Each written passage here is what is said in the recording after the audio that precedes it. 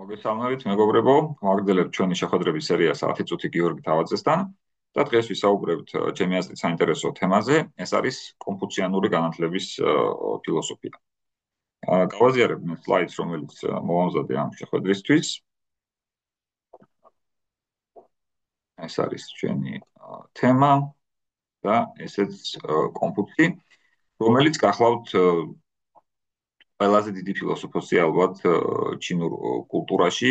მისი გავლენა საკმაოდ დიდია. თუნდაც საინტერესო ფაქტიც აღნიშნოთ ინტერნეტში შეიძლება მოძიება იმისა, რომ ფაქტიურად კონფუცის გარდაცვალების შემდგომ მისი გენეალოგიური შტო იქნა აღნუსხული ჩინეთში და დღეს მთელი მსოფლიოს მასშტაბით 2 მილიონამდე ადამიანს თუ მეტს ითვლის მისი შთამომავლობა. და ძალიან ესეთი ფაქტია, ხო, ანუ ნაკლებად თუ დაიქვეხნის მსოფლიოში რომელიმე გვარი ასეთ ისტორიას. თუნდაც ეს ფაქტი.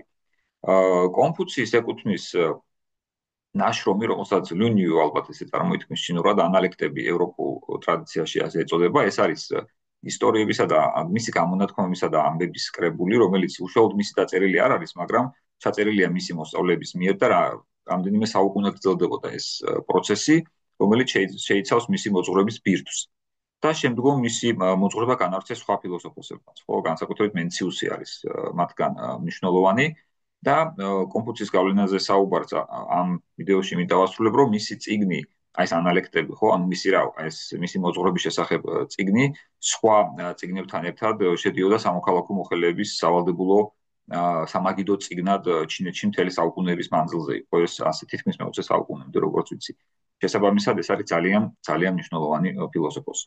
ეხლა ვიდრე გადავალთ ძალიან მოკლე მიმოხილვაზე, თუ რა არის ბირთვი კონფუციანური განათლების ფილოსოფიაში, მე მინდა თქვენი ყურადღება გავამახვილო ესეთ ფრაზაზე გერმანელი ფილოსოფოსისა ჰანს გეორგ გადამერის, რომელმაც 1986 წელს ჰაიდელბერგის უნივერსიტეტში გერმანიაში წაიკითხა ლექცია და იქ ესეთი რამ აღნიშნა, წავიკითხოთ მისი ციტატა: თანამედროვე საზოგადოებაში უნივერსიტეტის მდგომარეობა აუცილებლობით კრიტიკულია. იგი უნდა ეცადოს ბალანსის პოვნას ორ ვალდებულებას შორის. ერთი მხრივ მოამზადოს სტუდენტები პროფესიისთვის და მეორე მხრივ აღზარდოს ისინი. კიდე გრძელდება ციტატა, უბრალოდ მე ხარ შევამოკლე. აღზრდაში ოღონ გადამერი გულისხმობს ჰუმბოლტიდან მომდინარე სიტყვას, ის ამას ამბობს ბილდუნგი, რაც ნიშნავს პიროვნების მორალურ განვითარებას და საზოგადოებასთან ჰარმონიზებას. ანუ ეს არ არის მხოლოდ რომ ადამიანს ინფორმაცია გადავცეთ, არამედ მისი მორალური ჩამოყალიბება და საზოგადოებაში საკუთარი ადგილის პოვნა და ინდივიდისა და საზოგადოების ჰარმონიზება. ანუ ბილდუნგის იდეალი, რომელიც ჩამოყალიბდა გერმანულენოვან სივრცეში, ესეთი მომცველი იდეალია განათლების. ხო, რატომ ახსენებ ამას კონფუციანურ განათლებასთან კავშირში? კერძოდ კონფუციანური ტრადიცია, კონფუციანიზმის მომხრეები, ვინც არიან და წერენ და უფრო სტატიებს და მე ერთ-ერთ ასეთ სტატიას ვეყრდნობი მოცემული პრეზენტაციისთვის, ისინი ამბობენ, რომ თანამედროვე დასავლური განათლების პრობლემა არის ის, რომ დღეს ეს განათლება ხდება ორიენტირებული დაუშვათ შრომის ბაზარზე, რაღაც გაზომვად, ანუ ობიექტურ ცოდნაზე, ფაქტების ცოდნაზე, რაღაც ათვისებაზე, მაგრამ მოისაკლისებს იმას, რაც ძალიან არის მნიშვნელოვანი, კერძოდ ეს არის მორალური, ანუ ზნეობრივი განზომილება. რა თქმა უნდა, დასავლურ ტრადიციაში ეს უგულებელყოფილი არ არის, არც ერთი სკოლა, არც ერთი უნივერსიტეტი თავის მისიაში და დანიშნულებაში არ ამბობს, რომ ჩვენ უგულებელყოფთ მორალურ მნიშვნელობას და მორალურ დანიშნულებას განათლებისას. უბრალოდ კონფუციანიზმის პერსპექტივის მომხრეები ამტკიცებენ, რომ დასავლურ სივრცეში ეს ძირითადად უგულებელყოფილია და, მოდი ესე ვთქვათ, ჩაყლაპა ეს ყველაფერი შრომის ბაზრის მოთხოვნებმა და დასაქმებისადმი სწრაფვამ და კონკურენციის თემებმა. და ალბათ დამეთანხმებით, რომ ეს ასეც არის. და ამიტომაც კონფუციანიზმის მომხრეები ამბობენ, რომ თუ კი მოხდება აი ამაზე ორიენტირება და არ იქნება პიროვნების მორალურ განვითარებაზე ორიენტირება, კერძოდ იმაზე, რომ ადამიანმა იფიქროს ცხოვრების რეალურ პრობლემაზე, როგორ გაარჩიოს დაუშვათ სიკეთე და ბოროტება, რას ნიშნავს საკუთარ თავზე ჩაღრმავება, მაშინ ესეთი განათლება არის პრობლემური. გადავიდეთ ჩვენ შემდგომ სლაიდზე. ამიტომაც კონფუციანიზმის მომხრეები ამბობენ, რომ განათლება მთელი ცხოვრების მანძილზე უნდა ხდებოდეს და ის უნდა ისახავდეს ინდივიდის მორალურ ზნეობრივ განვითარებას მიზნად. და ამ კუთხით ისინი გამოყოფენ ცოდნის 4 სახეს. ეს ცოდნის 4 სახე მხოლოდ ანალექტებს, ანუ ამ კონფუციის ამბებს და ისტორიებს, სადაც არის შეკრებილი ეს ნაშრომი, ამას არ ეხება, სხვა კონფუციანური ნაშრომების საფუძველზე ასე აჯამებს ერთ-ერთი ავტორი და ის ამბობს, რომ ერთ-ერთი პირველი სახე ცოდნის, ეს არის ის სახე, რომელიც მოსმენილის დანახის წაკითხulis საფუძველზე მიიღება, ეს არის პირველადი ბაზისური სახის ცოდნა, მოდი ინფორმაცია შეგვიძლია ამას ვუწოდოთ, რომელსაც ჩვენ ვიღებთ, მაგრამ ეს თავისთავად არის მხოლოდ ფუნდამენტი.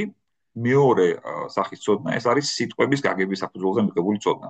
ანუ მას შემდეგ, რაც ჩვენ მოვისმინეთ, წავიკითხეთ რაღაცა, ჩვენ უნდა დავინახოთ მნიშვნელობა, რომელიც მის უკან დგას და დაუშვათ დავინახოთ იმ ქიმალება თუ არა ძალაუფლების მოტივი, სიკეთე, სიყალბე, რა დგას მის უკან. ამიტომაც ეს არის უფრო მეორე სახის ცოდნა, უკვე გულისხმობს ჩაღრმავებას და ინფორმაციის გადამუშავებას. მაგრამ ეს არის მაინც პირველი მეორე, არის მეორეული ხასიათის ცოდნა, ანუ უფრო დაქვემდებარებული. აი მესამე მეოთხე, რაც არის მოცემული, ის არის პირველი ხარისხის ცოდნები. ანუ ეს პირველი მეორე არის უფრო ქვევით, მესამე მეოთხე არის უფრო ზევით. რა არის მესამე ხარისხის ცოდნა?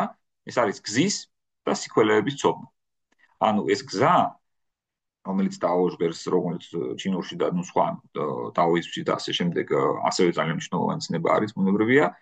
აქ გულისხმობს სპეციფიკური სიქველეების, ანუ ღირსებების ათვისებას, რაც ადამიანმა უნდა მიაღწიოს თავისი ცხოვრების მანძილზე და ამ ღირსებების საფუძველზე ცხოვრებას. აი გზა სწორედ ამას გულისხმობს.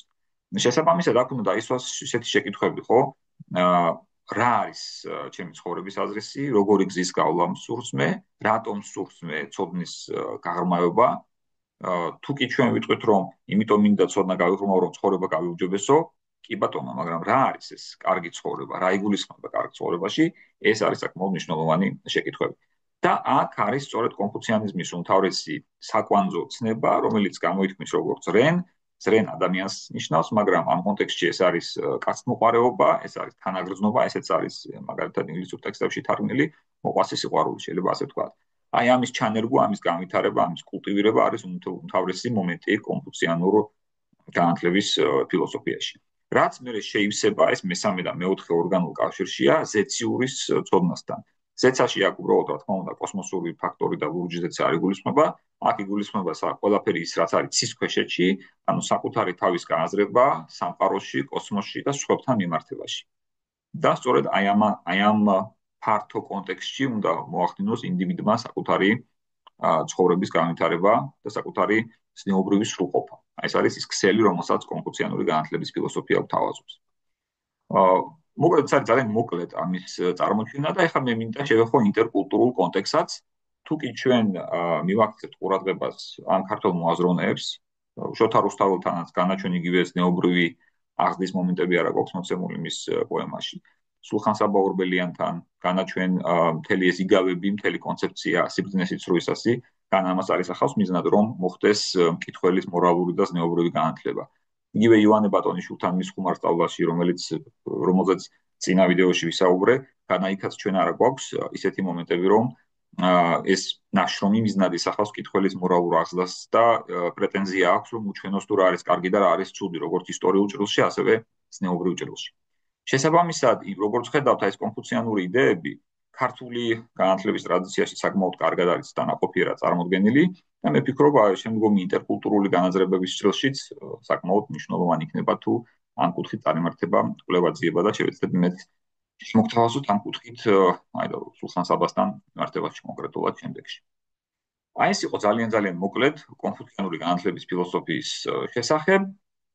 აღნიშნულ ვიდეოს წერ პროექტ მენტორისის ფარგლებში. მენტორის ეს არის ონლაინ კურსები თქვენთვის, თქვენი მეგზური ცოდნის სამყაროში, მათ შორის განათლების ფილოსოფიის ჭრილშიც, თუ კი გექნებათ სურვილი რომ დაინტერესდეთ, გაიღრმავოთ თქვენი ცოდნა ამ მიმართულებებით და საინტერესო საკითხები და ასპექტები ერთად გავიაროთ, მაშინ დავუკავშირდით მენტორის. მე ამით გაზიარებას მოხსნი დავასრულებ, ჩაწერასაც დავასრულებ, ამით გემშვიდობებით, დროებით, მომავალ შეხვედრამდე.